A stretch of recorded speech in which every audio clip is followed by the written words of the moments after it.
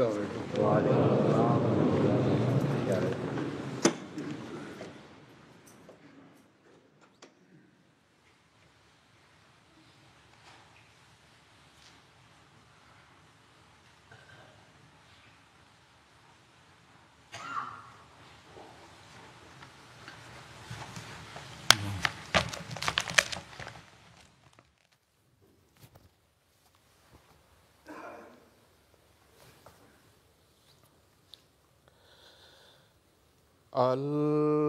اللہ اکبر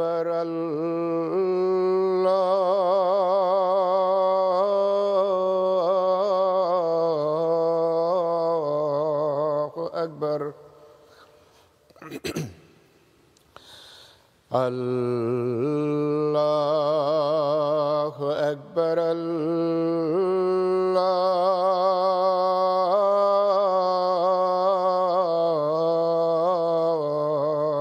اکبر أشهد أن لا إله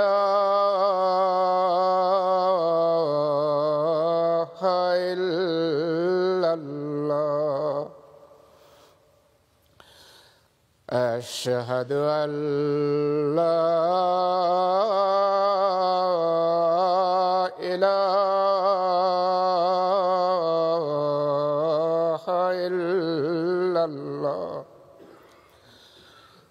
أشهد أن محمدًا رسول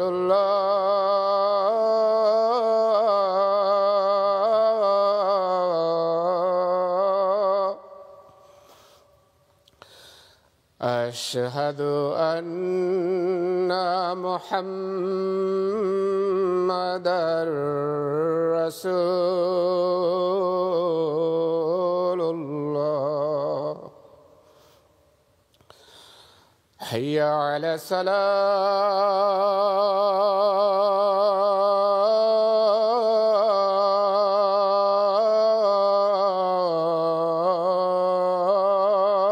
الصلاة حي على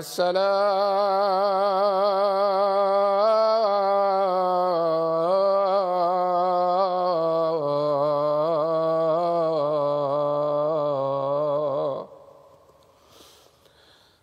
حي على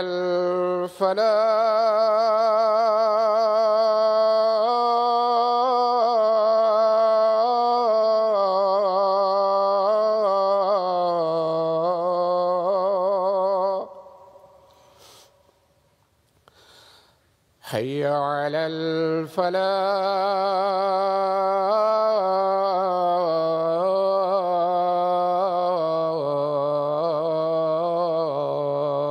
الفلاح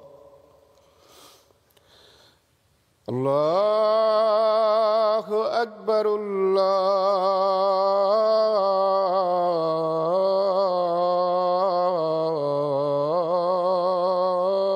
الله أكبر لا إله إلا الله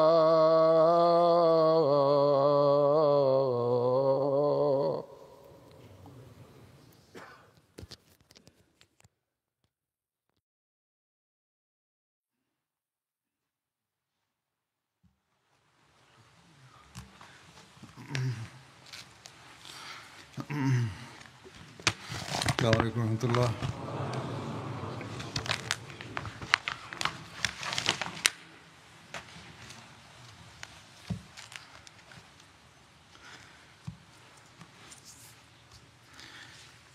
أشهد أن لا إله إلا الله وحده لا شريك له وأشهد أن محمدًا عبده ورسوله أما بعد فأعوذ بالله من الشيطان الرجيم بسم الله الرحمن الرحيم الحمد لله رب العالمين الرحمن الرحيم مالك يوم الدين إياك نعبد وإياك نستعين اهدنا الصراط المستقيم صراط الذين أنعمت عليهم غير المغضوب عليهم ولا الضالين.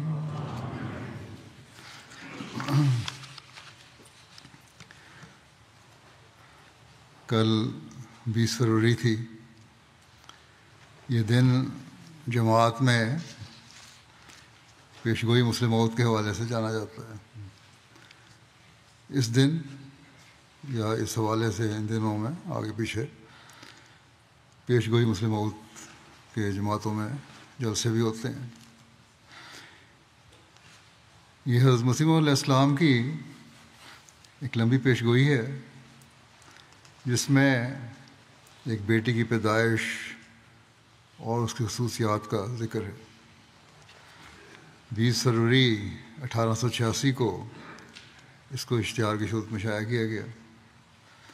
اس پیشگوئی میں لڑکے کی خصوصیات کے بارے میں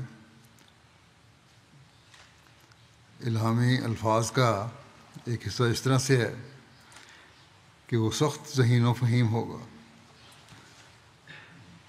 اور پھر ہے کہ علوم ظاہری و باطنی سے پر کیا جائے گا. اور اللہ تعالیٰ نے اس کے مطابق حضرت مسیح علیہ السلام کو بیٹا عطا فرمایا جو ان خصوصیات کا حامل تھا، جن کا نام حضرت مرزا بشیر الدین محمود احمد تھا. ان کو مسلم موعود بھی کہا جاتا ہے. جو بچے بھی جماعت کی تاریخ سے واقفیت رکھتے ہیں، بڑے تو رکھتے ہی ہیں، اس سے بخوبی آگاہ ہیں. اس پیشگوئی سے اطفال میں، خدام میں، ہر جگہ جلسے ہوتے ہیں. جیسا کہ پیشگوئی کے الفاظ ہیں کہ وہ لڑکا علوم ظاہری و باطنی سے پر کیا جائے گا. خدا تعالیٰ نے خود ان کی ذہانت کو جلا بخشی اور علوم سے پر کیا. دنیاوی لحاظ سے تو آپ کی تعلیم شاید پرائمری تھی، بلکہ یہ بھی نہیں تھی. ہاں، اسکول جاتے رہے، لیکن امتحانوں میں آپ نے حضرت مسلم موعود نے خود لکھا ہے، بتایا ہے کہ کبھی پاس نہیں ہوتے تھے. مضمونوں میں بہت کمزور تھے دنیاوی. لیکن اللہ تعالیٰ نے آپ سے علمی اور دینی اور انتظامی کام ایسے ایسے کروائے ہیں کہ بڑے بڑے پڑھے لکھے بھی آپ کے سامنے طفل مکتب لگتے ہیں، بالکل بچے لگتے ہیں. اور آپ کا 52 سالہ دور خلافت اس کا منہ بولتا ثبوت ہے. آپ نے دنیا کے مختلف موضوعات پر بے شمار تقاریر کی، مضامین لکھے. دینی اور قرآنی علوم کی تو کوئی انتہا ہی نہیں ہے. آپ نے دنیاوی موضوعات پر بھی ملکی سیاست، بین الاقوامی سیاست کے بارے میں تقاریر کی، مضمون لکھے. تاریخی حوالے سے غیر معمولی معیار کے مضامین لکھے اور تقاریر کی. اقتصادی امور اور دنیا کے مختلف نظاموں، سوشلزم، کمیونزم، کیپٹلزم کے بارے میں بھی ان کا تجزیہ کیا اور ایک تقریر کی، بعد میں کتابی صورت میں بھی چھپ گئی. یہ جماعت کے لٹریچر میں موجود ہے. حتیٰ کہ عسکری معاملات، فوجی معاملات اور سائنسی اور علمی موضوعات پر بھی علم و معرفت کی وہ باتیں بیان فرمائیں کہ انسان کی عقل دنگ رہ جاتی ہے۔ بہت سی تقاریر آپ نے غیروں کے سامنے کی اور وہ ان کی گہرائی اور معرفت کی تعریف کی بغیر نہیں رہ سکے۔ ہزاروں صفحات پر یہ مضامین اور تقاریر حاوی ہیں۔ مختصر وقت میں ان کی تفصیل بیان کرنا ممکن نہیں، بلکہ صرف تعارف بھی ممکن نہیں ہے۔ نمونتاً میں چند نمونے یہاں پیش کروں گا جو صرف تعارف پر مبنی ہیں۔ اسلام کا اقتصادی نظام، نظام نو، اسلام میں اختلافات کا آغاز، یہ موضوعات ایسے ہیں جن کا اکثر جماعت میں ذکر ہوتا ہے۔ ان سے ہٹ کر بعض دوسرے مضامین جو ہیں عموماً لوگوں کے سامنے نہیں آتے، ان کا تعارف میں پیش کروں گا۔ آپ نے ترکی کا مستقبل اور مسلمانوں کا فرض کے نام پر ایک مشورہ دیا اور اس پر تبصرہ کیا، اور یہ 1919 کی بات ہے، یعنی آپ کی خلافت کے ابتدائی دور کی۔ اس کا خلاصہ یا تعارف یہ ہے کہ اتحاد ملت کے ہر موقع سے پوری طرح فائدہ اٹھانے کے لیے حضور نے ایسے وقت میں جب کہ ترکیہ حکومت خطرے میں تھی، نہایت مدبرانہ رہنمائی کرتے ہوئے 18 ستمبر 1919 کو یہ کتاب تحریر فرمائی۔ مختلف خیال مسلمانوں کے اتحاد و اجتماع کے لیے آپ نے یہ رہنما اصول بیان فرمایا کہ میرے نزدیک اس جلسے کی بنیاد صرف یہ ہونی چاہیے کہ جلسہ ہونا تھا وہاں ترکی حکومت کے حق میں، کہ ایک مسلمان کہلانے والی سلطنت کو ہٹا دینا یا ریاستوں کی حیثیت دینا ایک ایسا فعل ہے جسے ہر ایک فرقہ جو مسلمان کہلاتا ہے ناپسند کرتا ہے، اور اس کا خیال بھی اس پر گراں گزرتا ہے۔ پھر ہم نے یہ بھی فرمایا کہ ترک سلطنت اور مرکز اسلام حجاز کے متعلق جو میری رہنمائی ہے وہ اس طرح ہے۔ آپ لکھتے ہیں کہ عرب کی غیرت ایک قومی جوش مار رہی ہے اور اس کی حریت کی رگ پھڑک رہی ہے۔ 1300 سال کے بعد اب وہ پھر اپنی چار دیواری کا آپ حاکم بنا ہے، اور اپنے حسن انتظام اور عدل و انصاف سے اس نے اپنے حق کو ثابت کر دیا۔ اس کے متعلق کوئی نئی تجویز نہ کامیاب ہو سکتی ہے، نہ کوئی معقول انسان اس کو قبول کر سکتا ہے۔ ترکیہ کی بہتری کے لیے آپ نے یہ مشورہ بھی دیا کہ صرف جلسوں اور لیکچروں سے کام نہیں چل سکتا، نہ روپیہ جمع کر کے اشتہاروں اور ٹریکٹوں کے شائع کرنے سے، بلکہ ایک باقاعدہ جد و جہد سے جو دنیا کے تمام ممالک میں اس امر کے انجام دینے کے لیے کی جاوے۔ یہ زمانہ علمی زمانہ ہے، آپ فرماتے ہیں یہ زمانہ علمی زمانہ ہے، اور لوگ ہر ایک بات کے لیے دلیل طلب کرتے ہیں۔ بس اس مشکل کام کو پورا کرنے کے لیے باقاعدہ انتظام ہونا چاہیے، بے فائدہ کام دانا کا کام نہیں۔ یہی بات آج بھی مسلمانوں کو سوچنی چاہیے۔ یہ تو صرف ترکی حکومت سے تعلق تھا اس زمانے میں، آج پہلے سے بڑھ کر مسلمان دنیا اور عرب دنیا کو اس پر توجہ دینے کی ضرورت ہے کہ صرف نعرے لگانے سے، میٹنگیں کرنے سے کام نہیں بنے گا، عملی اقدام اٹھانے پڑیں گے۔ ترکوں یا اسلام کے خلاف بغض و تعصب کی وجہ بیان کرتے ہوئے آپ نے فرمایا کہ آباء و اجداد سے ان کے دل میں، یعنی اسلام مخالف لوگوں کے دلوں میں، اسلام کی نسبت اس قدر بدظنیاں بٹھائی گئی ہیں کہ وہ اسلام کو ایک عام مذہب کے طور پر خیال نہیں کرتے، بلکہ ایک ایسی تعلیم خیال کرتے ہیں جو انسان کو انسانیت سے نکال کر جانوروں اور وہ بھی وحشی جانور بنا دیتی ہے، اسلام کے سوا دوسرے مذاہب سے وہ دوڑتے نہیں، مگر قابل نفرت سمجھتے ہیں۔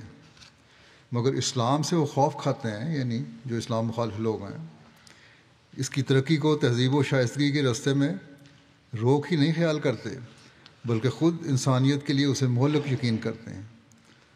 اور آج کل تو اس پر پہلے سے زیادہ زور دیا جا رہا ہے۔ ہر جگہ، ہر ملک میں جو رائٹ ونگ ہے یا دوسرے ہیں، وہ اسلام کے خلاف بڑی مہم چلا رہے ہیں، مسلمانوں کے خلاف مہم چلا رہے ہیں۔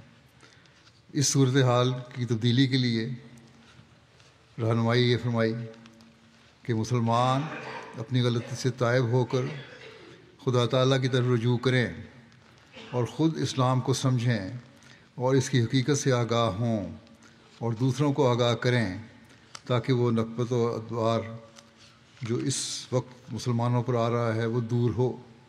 اگر مذہب کی خاطر انہوں نے تبلیغ نہیں کی، اگر خدا کے حکموں کے متحد انہوں نے اس بے نظیر تعلیم کو دنیا کے سامنے پیش نہیں کیا، عملاً تو یہی ہوا نا، اسلام نے کب پیش کیا؟ تو اب اپنی حیات کے قیام کے لیے ہی کچھ کوشش کریں، زندہ رہنا ہے اس کے لیے کچھ کوشش کریں، کیونکہ ان کی زندگی اور اسلام کی تبلیغ دونوں لازم و ملزوم ہو گئے ہیں۔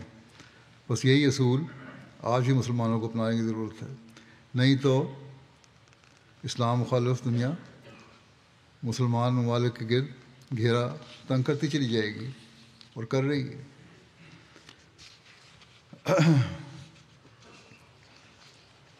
پھر ایک موقع پیدا ہوا آل پارٹیز کانفرنس کا۔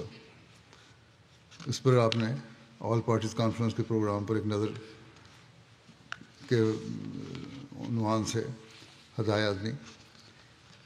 یہ پمفلٹ حضور نے آل انڈیا مسلم پارٹیز کانفرنس کے اجلاس میں پیش کرنے کے لیے 13 جولائی 1925 کو تحریر فرمایا۔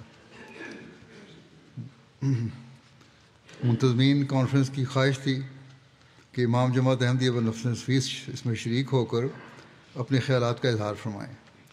حضرت مسلم موعود نے تحریر فرمایا کہ میں خود اس میں شمولیت سے معذور ہوں، لیکن اپنے نمائندوں کے ذریعے سے اپنے خیالات پیش کر دیتا ہوں۔ اس پمفلٹ میں حضور نے سب سے پہلے اسلام کی مذہبی اور سیاسی تعریف بیان فرمائی اور فرمایا کہ اسلام کی ایک تو مذہبی تعریف ہے جس کا ہر شخص کو اختیار ہے کہ وہ جو چاہے اس کی تعریف کرے، دوسری اسلام کی سیاسی تعریف ہے۔ سیاسی طور پر کون لوگ مسلمان ہیں، اس کا جواب صرف ہندو، عیسائی اور سکھ ہی دے سکتے ہیں جن سے مسلمانوں کا سیاسی واسطہ پڑتا ہے، کیونکہ اگر ایک جماعت کے پیرو جو خود کو مسلمان کہتے ہیں اور سمجھتے ہیں ان کو دوسرے فرقے کے لوگ خواہ غیر مسلم ہی سمجھیں، لیکن سیاست میں ہندو اور سکھ جب اس سے معاملہ کریں گے تو اس سے ایک ہی معاملہ کریں گے، اور جو کارروائی وہ ایک قوم کے خلاف کریں گے وہی دوسری قوم کے خلاف بھی کریں گے۔ ہر فرقے کو انہوں نے مسلمان سمجھ کے کرنا ہے، بس سیاستاً ان کے مفاد ایک ہیں، اور مسلمانوں نے اس نقطے کو نہ سمجھا تو دوسرے ایک ایک کر کے ان کو کھا جائیں گے، اور ان کو ایک وقت ہوش آئے گا، اور ان کو اس وقت ہوش آئے گی جب ہوش آنے کا کچھ بھی وقت فائدہ نہیں ہوگا۔ اس لیے حضور نے تمام مسلمان فرقوں کے سامنے یہ ذریعہ اصول پیش کیا کہ سیاسی معاملات میں مسلمان مکمل اتحاد اور یکجہتی کا مظاہرہ کریں، کیونکہ سیاسی لحاظ سے اگر آپ کسی قوم کو الگ کر دیں گے تو یہ کیسے ممکن ہے کہ وہ دوسری قوموں کی طرف رجوع نہ کرے۔ اس کے بعد اسلام کی ترقی اور تجویز اور اس کے سیاسی استحکام کے لیے بعض تجاویز دیں اور فرمایا کہ اسلام کے استحکام کے لیے ضروری ہے کہ تمام ملک ہند میں اسلام کی ترویج کے لیے تبلیغی نظام مقرر کیا جائے اور تبلیغی انجمنوں کے باہم اتحاد کی کوئی راہ نکالی جائے، کیونکہ اسلام کی زندگی تبلیغ پر ہی موقوف ہے اور اس کے لیے مکمل نظام وضع کرنے کی ضرورت ہے، اور اب تو یہ دائرہ عمل ساری دنیا ہو چکی ہے۔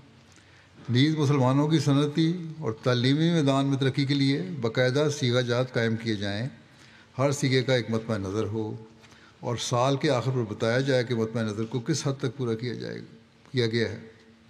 اب تو یہ بڑی بڑی حکومتوں کا کام ہے نا اسلام کی۔ نیز اس وقت فوری طور پر ایک ایسی کمیٹی کا قیام بھی ضروری ہے جو اس امر کا جائزہ لے کہ مسلمانوں کو دوسری قوموں کے اثر سے کس طرح آزاد کروایا جا سکتا ہے اور کون کون سے شعبہ ہے زندگی ایسے ہیں جن میں ماہر مسلمانوں کی تعداد بہت کم ہے، پھر وہ کمیٹی اس کمی کو پورا کرنے کے لیے کوشش کرے۔ اسی طرح مسلم عہد نے مسلم بینک کے قیام کی ضرورت پر بھی زور دیا اور فرمایا کہ اگر بلا سود کی صورت نکل سکے، جو کہ نکل سکتی ہے، تو ہماری جماعت بھی اس میں شامل ہونے کے لیے تیار ہے، اور آپ نے بیت المال اور مسلم چیمبر آف کامرس کے قیام کی بھی تجویز دی۔ نیز فوجداری مقدمات کے علاوہ مسلمانوں کے دیگر تنازعات کو عدالتوں میں لے جانے کے بجائے باہم مل کر تصفیہ کے لیے بھی پنچایتی نظام وضع کرنے کی ضرورت پر زور دیا۔ آپ نے فرمایا جہاں غیر مسلم حکومتیں ہیں، آپ نے فرمایا کہ قیام امن کے لیے یہ ضروری ہے کہ ایک دوسرے کے مذہبی معاملات میں دخل نہ دیا جائے، وسعت حوصلہ کے ساتھ دوسروں کو ان کے عقیدہ کے مطابق کام کرنے دیں اور خود اپنے عقیدے کے مطابق کام کریں۔ حضور نے تجارت اور صنعت و حرفت کے متعلق فرمایا کہ تجارت ایسا شعبہ ہے جس سے مسلمانوں نے سب سے زیادہ تغافل برتا ہے، اور تجارتی لحاظ سے وہ ہندوؤں کے غلام بن کر رہ گئے ہیں۔ اس زمانے میں تھے، اب تو ہم نظر آ رہا ہے ہمیں کہ ہم دنیا کے بڑے بڑے جو امیر تک لوگ ہیں جو تجارت میں ہیں، مختلف مذاہب کے لوگ ہیں، چاہے وہ یہودی ہیں یا عیسائی ہیں یا کوئی اور ہیں، ان کے غلام بنے ہوئے ہیں۔ اس وقت یہی حالات تھے۔ آج کل اس معاملے میں دنیا کی حکومتوں اور تاجروں کے غلام ہم بن رہے ہیں، جیسا کہ میں نے کہا۔ بس اس طرح توجہ دینے کی ضرورت ہے مسلمان حکومتوں کو۔ تجارت اور صنعت و حرفت میں بھی مسلمانوں کی ترقی کے لیے خاص توجہ دینے کی ضرورت ہے۔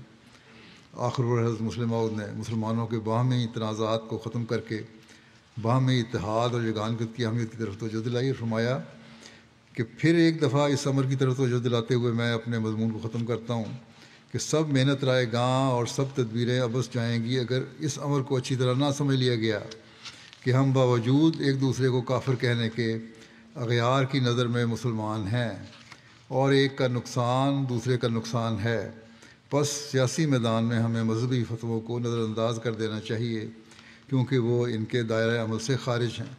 اسلام ہرگز یہ نہیں کہتا کہ تم اپنی سیاسی ضروریات کے لیے ان لوگوں سے مل کر کام نہیں کر سکتے جن کو تم مسلمان نہیں سمجھتے۔ اگر رسول کریم صلی اللہ علیہ وسلم مشرکوں کے مقابلے میں یہود سے سمجھوتا کر سکتے ہیں تو کوئی وجہ نہیں کہ مسلمان کہلانے والے فرقے اسلام کی سیاسی برتری بلکہ کہو کہ سیاسی حفاظت کے لیے اس میں مل کر کام نہ کر سکیں۔ اگر ہم اس موقع پر اتحاد نہ کر سکیں گے تو یقیناً اس سے یہ ثابت ہوگا کہ ہمارا اختلاف اسلام کے لیے نہیں بلکہ اپنی ذات کے لیے ہے، اپنے نفسوں کے لیے ہے۔ اللہ تعالیٰ ہمیں اس بدبختی سے محفوظ رکھے۔ پاکستان اور بعض مسلمان ممالک میں عمومی طور پر تو یہی صورتحال ہے، خاص طور پر احمدیوں کے لیے یہ سوچ کہ یہ کافر ہیں۔ ویسے تو ہر فرقہ دوسرے فرقے کو بھی کافر کہتا ہے، اور غیر مسلم دنیا میں اسی وجہ سے جو ہے غلط تاثر پیدا ہو رہا ہے، وہ نقصان پہنچا رہی ہے مسلمانوں کو۔ بس اس نقطے کو آج بھی مسلمان حکومتوں کو اور مسلمانوں کو سمجھنے کی ضرورت ہے۔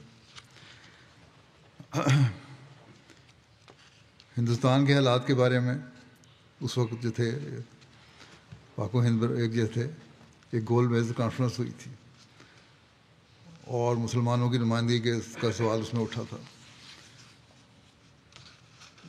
حکومت برطانیہ نے ہندوستان کی آزادی کے جائزے کے لیے ایک کمیشن مقرر کیا تھا جس نے ہر 10 سال بعد جائزہ لینا تھا کہ کس حد تک یہ لوگوں کو اختیار دیے جا سکتے ہیں کہ وہ علیحدہ حکومت قائم کریں۔ اس کے پہلے صدر ایک انگریز بیرسٹر تھے، اس کمیشن کے صدر، جن کا نام سر جان سائمن تھا۔ بہرحال اس کمیشن اور ان فیصلوں پر مختلف وقتوں میں بحث کی جاتی رہی، اور حضرت مسلم عہد نے مختلف وقتوں میں رہنمائی فرماتے ہوئے اپنی تفصیلی خیالات بھی پیش کیے اور مسلمانوں کی رہنمائی بھی کی۔ اس سلسلے میں ایک گول میز کانفرنس ہوئی جس کی تفصیل کا ہماری تاریخ میں کے حوالے سے مسلم موت کے حوالے سے ذکر ملتا ہے۔ حکومت برطانیہ کے قائم کردہ کمیشن کی رپورٹ اہل ہند کی توقعات پر پوری نہ اتری، اس لیے وہ انہیں قبول نہ تھی۔ ان حالات میں حکومت کی طرف سے گول میز کانفرنس کے انعقاد کا اعلان ہوا۔ اس کی تفصیل اس طرح ہے، تاکہ برطانیہ اور ہندوستان کے نمائندگان ایک جگہ جمع ہو کر ہندوستان کے سیاسی ارتقاء کے بارے میں غور و فکر کر سکیں۔ اس موقع پر حضور نے مسلمانوں کی رہنمائی کے لیے فوری طور پر یہ مضمون تحریر فرمایا اور انہیں نصیحت کی کہ وہ باہمی تفرقہ اور اختلافات کو ترک کر دیں اور قومی مفاد کی خاطر اتفاق اور اتحاد سے کام کریں۔ صرف اس طریق پر وہ مخالف قوم کا مقابلہ کرتے ہوئے اپنے حقوق حاصل کرنے میں کامیاب ہو سکیں گے۔ انہیں کوشش کرنی چاہیے کہ کانفرنس میں ایسے نمائندے جائیں جو قوم کی نمائندگی کا حق ادا کر سکیں۔ حضور نے اس موقع پر گورنمنٹ کو بھی مشورہ دیا کہ وہ سیاسی جماعتوں کے مشورے سے نمائندوں کا انتخاب کرے تاکہ کانفرنس کے فیصلوں کو لوگ خوش دلی سے قبول کر لیں۔ مسلمانوں کے حقوق کی حفاظت کے سلسلے میں حضور نے فرمایا، میرے نزدیک آل مسلم پارٹیز کانفرنس کے لیے کام کا وقت ابھی آیا ہے۔ خالی اس امر کو اشاعہ کر دینا کہ مسلمانوں کے یہ مطالبات ہیں کافی نہیں ہے۔ اگر ایسے لوگ راؤنڈ ٹیبل کانفرنس میں گئے جنہوں نے ان مطالبات کو پس پش ڈال دیا تو آل پارٹیز کانفرنس کے فیصلے کی قیمت کچھ بھی باقی نہیں رہتی۔ بس یہی وقت ہے کہ وہ ایک طرف گورنمنٹ کو غلط انتخاب کے بد نتائج سے آگاہ کرے اور دوسری طرف پبلک کو اس کے خطرات سے واقف کرے، اور اس وقت تک آرام نہ لے جب تک مسلمانوں کی نمائندگی کا فیصلہ مسلمانوں کے منتخب نمائندوں اور ان کے اہم سیاسی انجمنوں کے ذریعے نہ ہو۔ اور یہ مشورے بہت سے حلقوں میں بڑی سنجیدگی سے لیے گئے اس زمانے کے جو حالات تھے اس کے مطابق۔ پھر ہندوستان کے اس وقت کے جو سیاسی حالات تھے ان کے حل کے بارے میں آپ نے مضمون لکھا۔ اس ضمن میں آپ نے مضمون میں اس وقت کے جو حالات تھے ان کا حل پیش کیا۔ سائمن کمیشن کی رپورٹ چھپنے کچھ دیر بعد، جس کا بھی ذکر ہوا ہے رپورٹ، حکومت برطانیہ نے لندن میں گول میز کانفرنس منعقد کرنے کا ارادہ ظاہر کیا، جیسا کہ ذکر ہوا ہے، تاکہ ہندوستان کے سیاسی ارتقاء کے مختلف پہلوؤں پر غور کر کے آئندہ کے لیے لائحہ عمل تجویز کیا جائے۔ چونکہ سائمن کمیشن نے مسلمانوں کے حقوق کو پوری طرح مد نظر نہیں رکھا تھا، اس لیے حضور کو تشویش تھی اور آپ چاہتے تھے کہ آئندہ مسلمانوں کے حقوق کو نظر انداز نہ کیا جائے۔ اس لیے حضور نے مناسب سمجھا کہ اس موقع پر سائمن کمیشن رپورٹ پر تبصرہ کر کے اس کے نقائص واضح کیے جائیں اور ہندوستان کے مسائل کا ایسا حل پیش کیا جائے کہ آئندہ زمانے میں سب قومیں صلح اور آشتی سے باامن زندگی گزار سکیں۔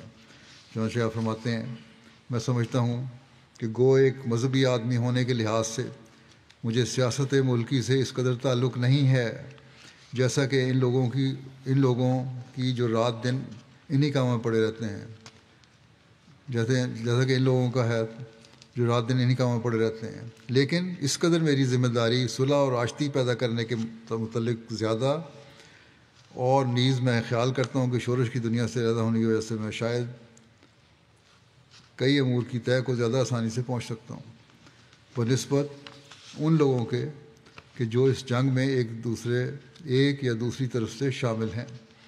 بس اس وقت جب کہ راؤنڈ ٹیبل کانفرنس کے اعلان کی وجہ سے لوگوں کی توجہات مسئلہ ہندوستان کے حل کرنے میں لگی ہوئی ہیں، بہت بڑا ایشو تھا اس زمانے میں یہ، میں یہی مناسب سمجھتا ہوں کہ اپنے خیالات دونوں ملکوں کے غیر متعصب لوگوں کے سامنے رکھ دوں۔ حضور نے اپنے تبصرہ میں مسلمانوں کے حقوق اور مطالبات پر سیر حاصل بحث کی اور اس کی معقولیت کو اجاگر کیا۔ اس کے ساتھ ہی آپ نے ہندوستان کے سیاسی مسائل کا نہایت معقول اور تسلی بخش حل پیش کیا۔ اس کے جامع و معنی تبصرہ کا انگریزی ایڈیشن میں شائع کرنے کے لیے فوراً پہنچا دیا گیا تاکہ گول میز کانفرنس میں شامل ہونے والے اسے پڑھ کر فائدہ اٹھا سکیں۔ مسلمان نمائندوں کو خاص طور پر اس سے فائدہ پہنچا، چنانچہ انہوں نے پہلی بار متفقہ طور پر کامیابی سے اپنے مطالبات کانفرنس میں پیش کیے، فائدہ ہوا اس زمانے میں۔ جس کا انگلستان کے صاحب الرائے لوگوں پر گہرا اثر ہوا، اور وہ ہندوستان میں مسلمانوں کی خصوصی حیثیت کے قائل ہو کر ان کے مطالبات کی معقولیت اور افادیت کو تسلیم کرنے پر مجبور ہو گئے۔ حضور کی یہ کتاب ہندوستان اور انگلستان دونوں جگہ بہت مقبول ہوئی اور اسے بڑی دلچسپی اور توجہ سے پڑھا گیا، اور کئی مدبر سیاستدانوں اور صحافیوں نے شاندار الفاظ میں حضور کو خراج تحسین پیش کیا۔ تاریخ احمدیت میں کئی واقعات درج ہیں۔ یہ تبصرہ جیسا کہ میں نے کہا دونوں حلقوں میں بڑا مقبول ہوا، بڑی توجہ سے پڑھا گیا، اور اس کی چند نمونے پیش کرتا ہوں۔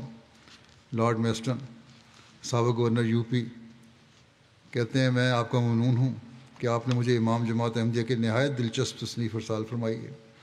میں نے بھیجنے والے کو لکھ رہے ہیں، میں نے قبل ازیں بھی ان کی چند تصنیفات دلچسپی سے پڑھی ہیں۔ مجھے امید ہے کہ اس کتاب کا پڑھنا میرے لیے خوشی اور فائدہ کا موجب ہوگا۔ لیفٹیننٹ کمانڈر کین وردی ممبر پارلیمنٹ کہتے ہیں، کتاب ہندوستان کے سیاسی مسائل کا حل کے ارسال فرمانے پر آپ کو بہت ممنون ہوں، میں نے اسے بہت دلچسپی سے پڑھا ہے۔ سر میلکم ہیلے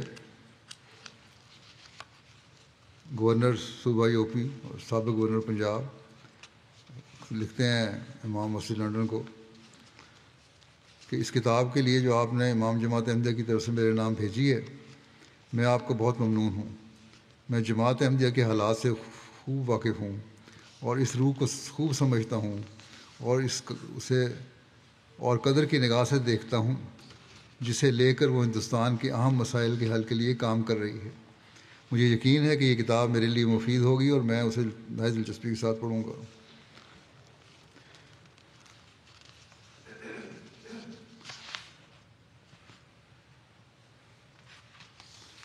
پھر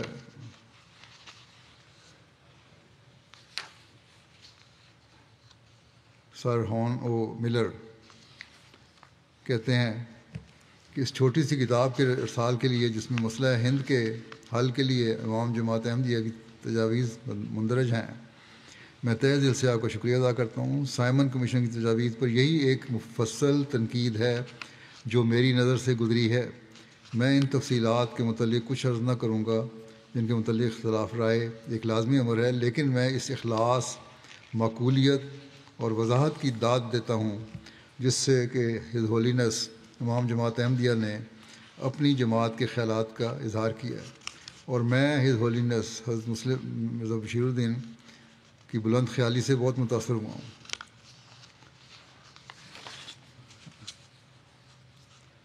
پھر آنریبل پیٹرسن CSICI کتاب کہتے ہیں، کتاب ہندوستان کے سیاسی مسائل کا حل کے ارسال کا بہت شکریہ۔ مجھے ابھی تک اس کے ختم کرنے کی فرصت نہیں ملی، امید ہے کہ چند دنوں میں ختم کر لوں گا، لیکن جس قدر میں نے پڑھا ہے اس سے ضرور اس قدر ظاہر ہوتا ہے کہ تصنیف موجودہ گتھی کے سلجھانے کے لیے ایک دلچسپ اور قابل قدر کوشش ہے۔ مسلمانوں کا نقطہ نظر اس میں بہت وضاحت سے پیش کیا گیا ہے۔ امید ہے کہ میں ملوں گا، آگے لکھ رہے ہیں بھیجنے والے کو۔ ڈاکٹر ضیاء الدین صاحب علی گڑھ کے ہیں، یہ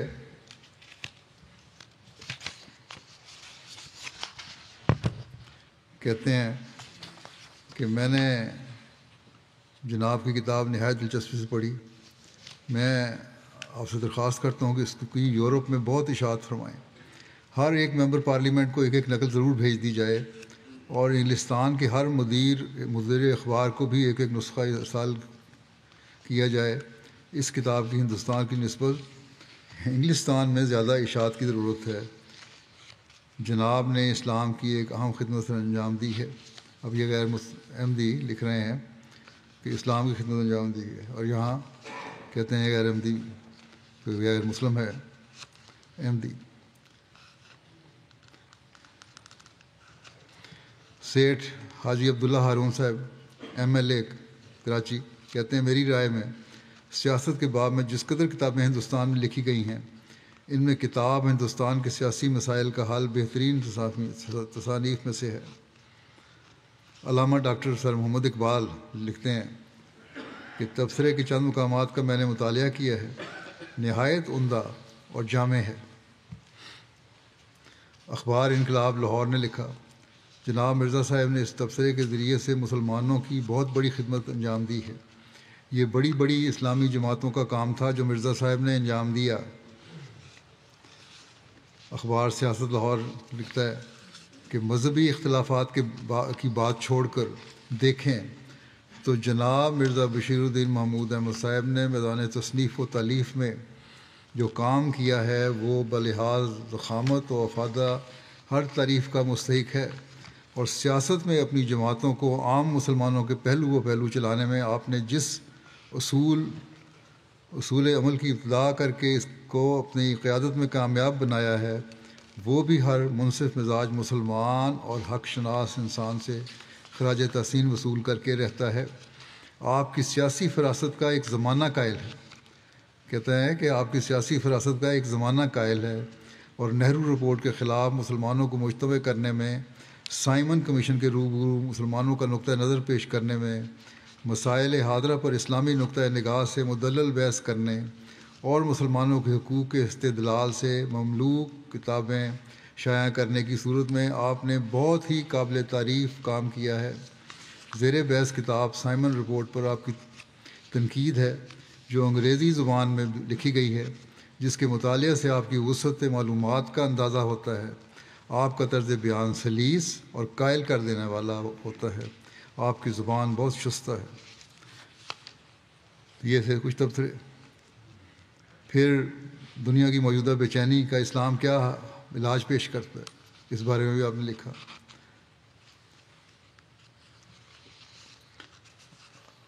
عالمگیر امن کے بارے میں تقریریں ہوئی تھیں، خلاصتاً بیان کر دوں کہ حضرت مسلم موعود نے عالمگیر امن کو مد نظر رکھتے ہوئے یہ معرف تقریر 9 اکتوبر 1946 کو بوقت شام 5:30 بجے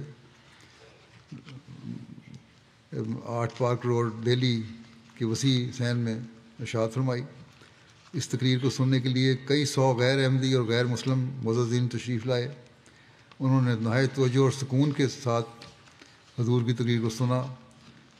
پہلی دفعہ مورخہ 15 اپریل 1961 کو الفضل میں شائع ہوئی تھی۔ بہرحال اس تقریر کے بارے میں اخبار تیج دہلی نے اپنے 14 اکتوبر 1946 کی اشاعت میں حسب ذیل نوٹ شائع کیا کہ احمدیوں کے امام حضرت مرزا بشیر الدین محمود احمد نے تقریر کرتے ہوئے بتایا کہ امن اور شانتی کا مسئلہ اتنا ہی پرانا ہے جتنا کہ خود انسان، کیونکہ انسانی فطرت کے ساتھ اس کا نہایت گہرا تعلق ہے۔ اگر اس کا قیام مطلوب ہے تو اس کے لیے جذبہ دشمنی اور نفرت کو ختم کرنا پڑے گا۔ مسئلہ سیاسی نہیں ہے بلکہ اخلاقی ہے، اور اگر ہم خدا کی خدائی سے باخبر ہوں اور روٹی کا پیار، لالچ وغیرہ کو چھوڑ دیں تو اس کے بعد ہم میں نفرت اور لالچ کے بجائے برادری اور محبت کے جذبات پیدا ہو سکتے ہیں۔ مذہبی دنیا کے اختلافات ختم ہو سکتے ہیں بشرطے کہ ہم ایک دوسرے کے جذبات کا احترام کرنا سیکھیں۔ مذہبی دنیا کے اختلافات ختم ہو سکتے ہیں بشرطے کہ ہم ایک دوسرے کے جذبات کا احترام کرنا سیکھیں اور اپنے اندر قوت برداشت پیدا کریں۔ جس طرح مذہبی معاملات میں تحمل کی ضرورت ہے، ٹھیک اسی طرح دنیا داری کے معاملات میں بھی اس کا ہونا لازمی ہے۔ مسلمانوں اور ہندوؤں کے زمانے میں بھی کافی تھا مسئلہ، عیسائیوں کے ساتھ بھی تھا۔ فرمایا کہ ہمیں قومیت اور رنگ کے جھگڑوں کو ختم کر کے عالمگیر برادری کا جذبہ پیدا کرنا چاہیے۔ تو یہ مختصر تعارف تھا اس مضمون کا۔ پھر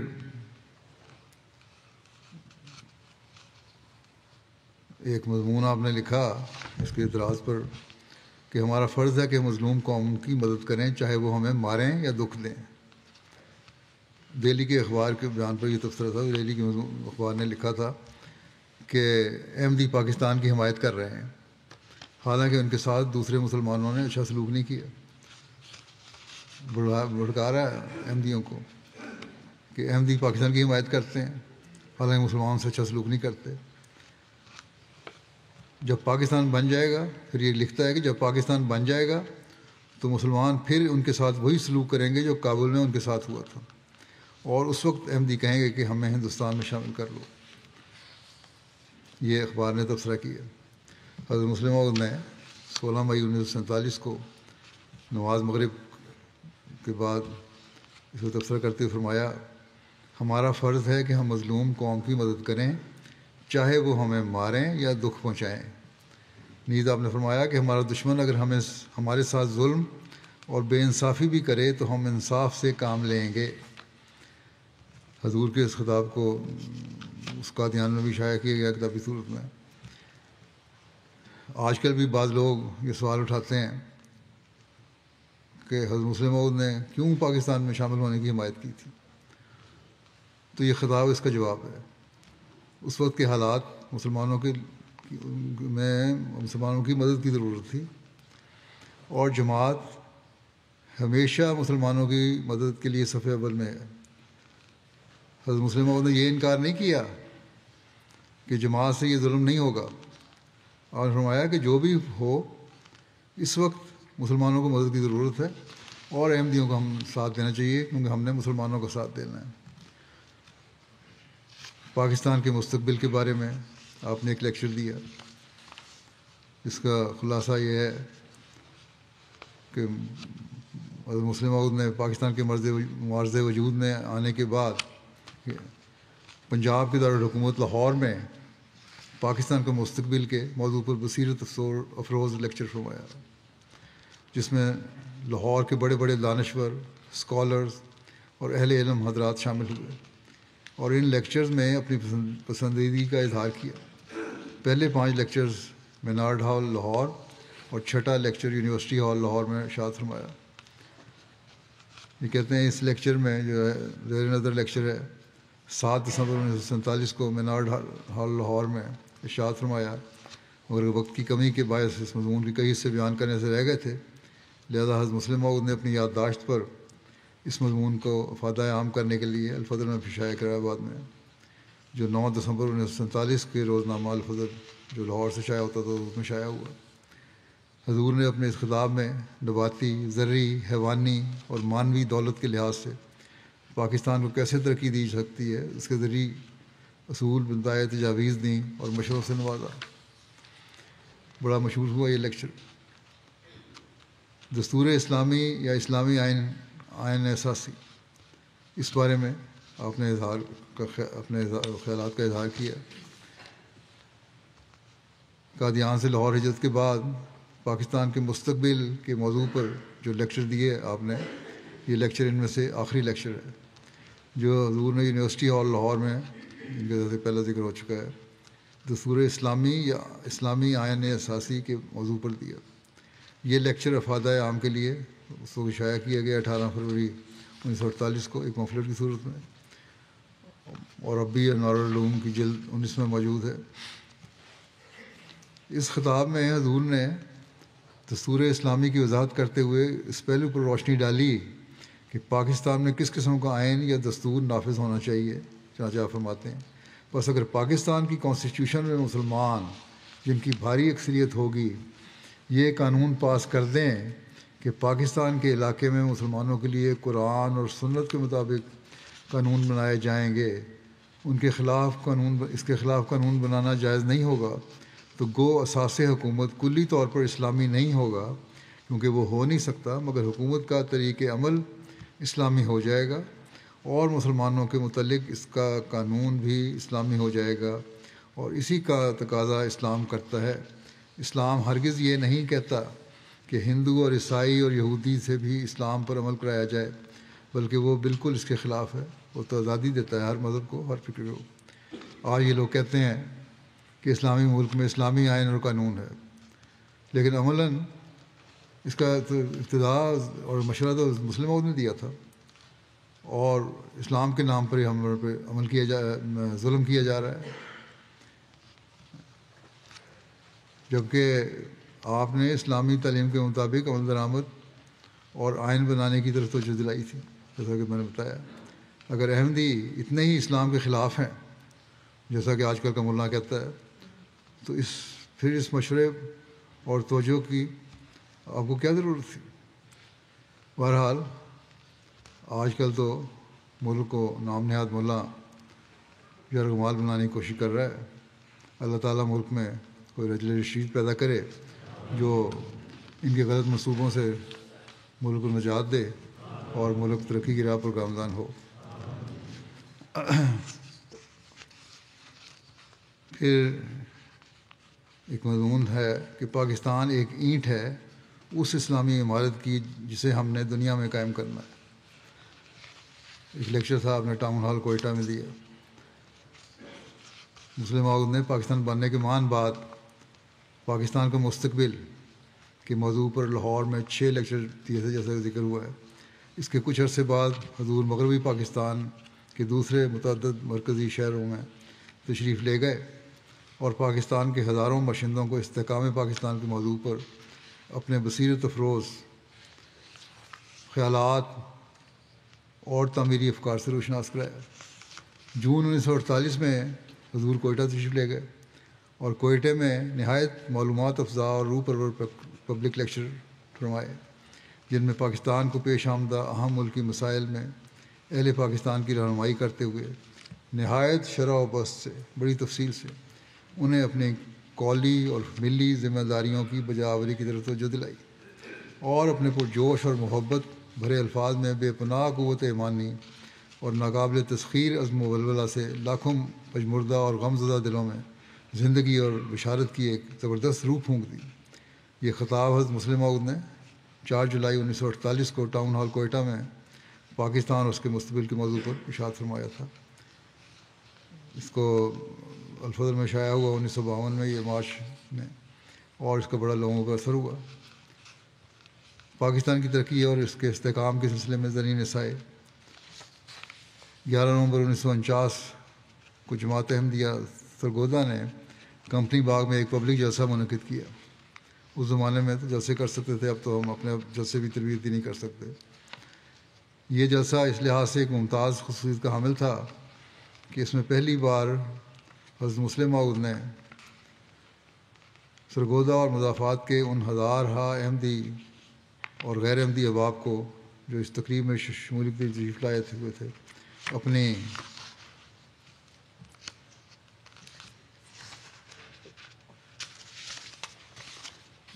قیمتی نصائح اور ہدایات سے مستفید فرمایا اور انہیں اسلامی احکام پر عمل پیرا ہونے اور پاکستان کو مضبوط سے مضبوط تر بنانے کی طرف توجہ نہایت دل آویز پیرایا میں توجہ دلائی.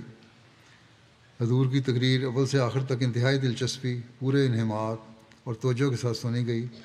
حضور نے پاکستان کی حفاظت و سلامتی کا خیال رکھنے کی طرف توجہ دلاتے ہوئے فرمایا, ہم نے خود کہا تھا کہ خدایا ہمیں یہ ملک دے, اب اس کو صحیح طور پر قائم رکھنا اور اسے ترقی دینا ہمارے ہاتھ میں ہے. اگر ہم اپنے فرائض کو نہیں سمجھیں گے تو ہم شرمندہ ہوں گے, اس جہان میں بھی اور اگلے جہان میں بھی. اللہ تعالیٰ ہمیں کہے گا کہ میں نے تمہیں یہ ملک دیا تمہارے مطالبے پر, مگر تم نے اسے ضائع کر دیا. آج کل یہی لگے ہوئے ہیں مولانا ضائع کرنے پہ. پاکستان کی آمدن بڑھانے کے لیے آپ نے تمام طبقہ ہے زندگی کے لوگوں کو دیانتداری سے اپنے ٹیکس ادا کرنے اور پاکستان کی حفاظت کے لیے زیادہ سے زیادہ نوجوانوں کو فوج میں بھرتی ہونے کی تلقین فرمائی. ان دنوں اخباروں میں یہ چرچا تھا کہ گورنمنٹ پاکستان اسلام کی حکومت قائم کرنے کے لیے کچھ نہیں کرتی. ہم نے تو پاکستان اسلام کے لیے مانگا تھا. اس کے مطابق بصیرت افروز ارشادات فرمائے اور آخر پر ارشاد فرمایا کہ محض نعرے لگا لینا کسی قوم کی کامیابی کی علامت نہیں ہوتی. اگر اس وقت سارے لوگ نعرہ تکبیر بلند کرنے لگ جائیں گے, اگر اس وقت سارے لوگ یہ کہنے لگ جائیں گے کہ پاکستان زندہ باد, ہندوستان مرد آباد, تو اس سے ہندوستان کی ایک چوہیا بھی نہیں مرے گی. تیرے نعرے سے تو نہیں مرے گا کچھ بھی. لیکن اگر سب لوگ ان باتوں پر عمل کرنے لگ جائیں جن کا ابھی میں نے ذکر کیا ہے, جو تقریباً ذکر فرمایا تھا, تاجر ٹیکس دینے لگ جائیں, عوام الناس بغیر ٹکٹ کے ریل کا سفر نہ کریں, نوجوان بےہودہ باتوں میں اپنا وقت ضائع کرنے سے کے بجائے تعلیم میں ترقی کریں, اور جو مضبوط نوجوان ہیں وہ فوجوں میں بھرتی ہوں اور افسر رشوت خوری کی عادت کو ترک کر دیں اور تمام کام دیانتداری اور محنت کے ساتھ کریں, تو پاکستان عملی زندگی میں مضبوط ہوتا چلا جائے گا. لیکن آج کل تو اس پہلے سے بڑھ کر اس کے خلاف ہو رہا ہے. پھر آپ ایک دفعہ بھی پاکستان، پھر آپ فرماتے ہیں کہ پھر آپ ایک دفعہ بھی پاکستان زندہ باد نہ کہیں، نتیجہ یہی نکلے گا کہ پاکستان زندہ باد، چاہے نعرہ لگاؤ یا نہ لگاؤ، پاکستان بہرحال زندہ باد کا عملی ثبوت ملے گا۔ اس کے مضامین بھی بہت سارے ہیں، ایک نمونہ تو میں نے لیا ہے روس اور موجودہ جنگ کے حوالے سے۔ جنگ عظیم دوم میں روس کا پولینڈ میں داخل ہونا، اس کے اوپر تبصرہ ہے۔ جنگ عظیم دوم کے دوران جب روس پولینڈ میں داخل ہوا تو اس وقت حضرت مسلم موعود نے یہ مضمون تحریر فرمایا، 21 ستمبر 1939 کے روزنامہ الفضل میں شائع ہوا۔ حضور نے اس مضمون میں روس کے پولینڈ میں داخلے کی وجوہات اور مقاصد کا ذکر کرتے ہوئے تبصرہ فرمایا کہ روس پولینڈ کو تقسیم کرنا چاہتا ہے، اس کی نیت ٹھیک نہیں لگتی۔ اس نے جرمنی کے ساتھ گٹھ جوڑ کر لیا اور اپنی فوجیں پولینڈ بھیجنے پر اس لیے مصر ہے کہ جرمنی کے لیے پولینڈ پر قبضہ کے لیے سہولت پیدا کر دے اور بغیر خون ریزی کے پولینڈ کی حکومت ختم ہو جائے۔ اگر اس طرح کامیابی نہ ہو تو اس معاہدے کے ذریعے جرمنی پولینڈ پر حملہ کر دے، اگر دوسری اقوام دخل نہ دیں تو ٹھیک، ورنہ جرمنی پولینڈ کو کچل دے اور دونوں ممالک اس کو تقسیم کر لیں۔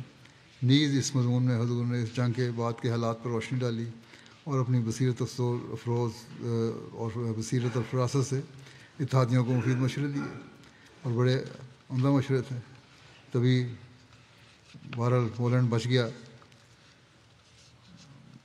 بین الاقوامی حالات پر بھی آپ کی گہری نظر تھی، جیسا کہ میں نے کہا، اور سلسلہ میں آپ کے اور بھی مضامین ہیں۔ دینی لٹریچر، تفاسیر، تو جیسا کہ میں نے کہا کہ غیر معمولی تعداد میں ہے۔ خطبات جمعہ اور جماعتی جلسوں پر اور موقعوں پر تقاریر تو علم و عرفان کے خزانہ ہے۔ تفسیر کبیر پہلے 10 جلدوں میں تھی پرانی، اور اب اس میں مزید کچھ شامل کیا گیا ہے آپ کے نوٹس سے، تو 15 جلدوں میں نئی شامل ہوئی ہے، نئی چھپ چکی ہے، اور مضامین مزید تفصیل سے بیان ہوئے ہیں۔ پھر اور مزید صورتوں کی تفسیر بھی بعض نوٹس آپ کے ملے ہیں، ان کا جائزہ لیا جا رہا ہے۔ شاید جب ان کو شائع کیا جائے تو اس کی بھی 30 جلدیں بن جائیں گی، کیونکہ 30,000 صفحات ہیں۔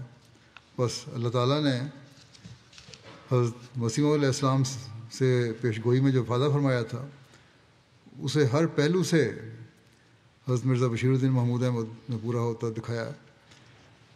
چند مثالیں میں نے ابھی آپ کو دی ہیں۔ اس آپ کے علم و عرفان کے اس لٹریچر کو ہمیں پڑھنے کی بھی کوشش کرنی چاہیے، اور بہت ساری ایسی باتیں ہیں جو آج کل کے حالات میں بھی منطبق ہو رہی ہیں، اور اس سے ہم فائدہ اٹھا سکتے ہیں۔ اس لیے اللہ تعالیٰ توفیق دے۔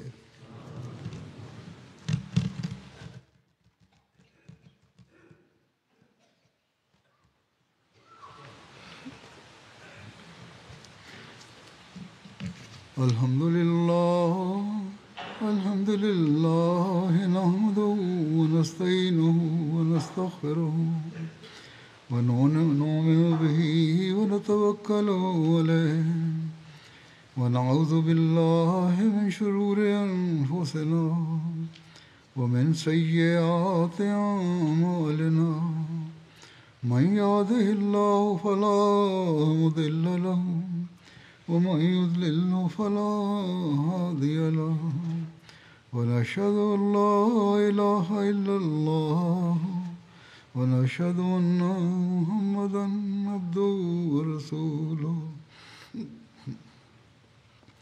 عباد الله رحمكم الله إن الله يأمر بالعدل والإحسان وإيتاء ذي القربى وينهى عن الفحشاء والمنكر والبغي يعظكم لعلكم تذكرون اذكروا الله يذكركم وادعوه يستجب لكم ولذكر الله أكبر